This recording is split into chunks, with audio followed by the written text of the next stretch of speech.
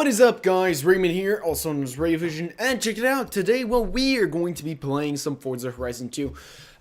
This is going to be this week's drift build, and in this week's drift build, we tackle the 2012 Dodge Challenger SRT8 392. I don't know what the 392 part means. I know what a Dodge Challenger SRT8 is, though. And maybe they'll add a Hellcat eventually, possibly. We never know. But just getting onto this. This thing is probably one of, if not probably one of my favorite drift builds or drift cars that I have ever made.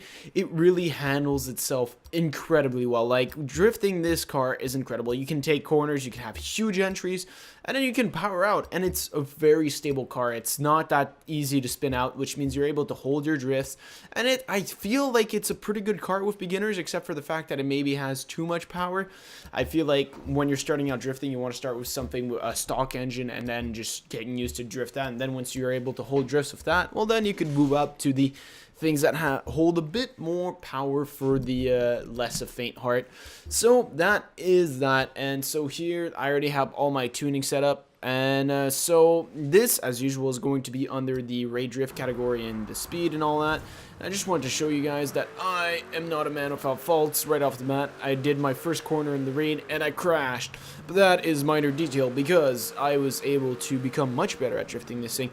First of all, the one thing that is annoying about drifting this vehicle is that it is always in the high revs, okay? So you're just always hearing a V8 roaring in the high revs, which at first sounds pretty pleasant, but after a while gets annoying because you don't really get to hear anything.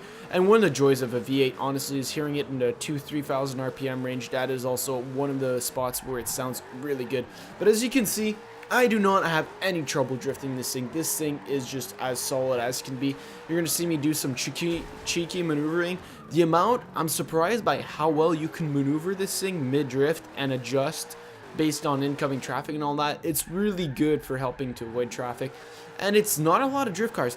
Not a lot of drift cars I've made are able to do circles around this with basically almost no user input, and this thing was able to do it. And so that is a huge win on my part. Well, at least I find that I'm able to do donuts without that much effort at all. Minimal effort. That's what we go for these days.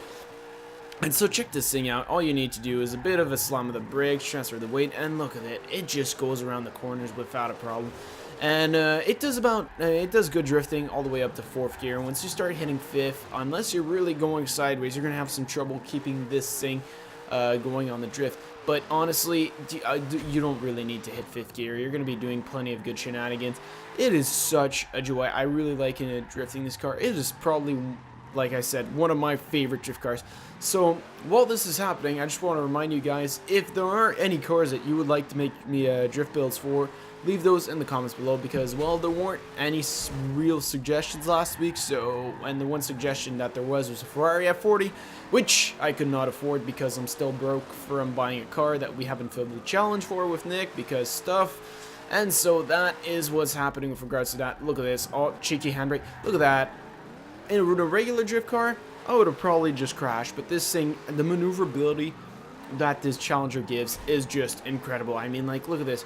Right here, I'm going to do a cheeky bomb weave. I'm following the Supra, and then when I put the power down, I power out and just totally sneak by that guy. It was, honestly, I felt so happy when I did that. Those moments where you do those incredible drifts, like right here, where you come in massive e-brake, not a lot of cars I'm able to do that with, okay? I am not the best drifter out there, far from it, but I am a pretty darn good drifter. But when I have a car that really works, this is one of them. It is incredible. I really like this car. And so, other news, I can't wait for the Need for Speed update. It should be coming sometime soon. And Need for Speed. Who am I kidding? Fast and Furious. And with that, also, I'm going to go be watching the movie. Go watch the movie with the guys, Marco, Nick, and Willie. It should be for good times. And on that, guys, well, I'm going to leave you. So as usual, I want to thank you all for watching. Leave your comments below. Hope you all enjoyed. Leave your car suggestions in the comments below, because without that, well, I can't make any drift builds. And I will see you all next time.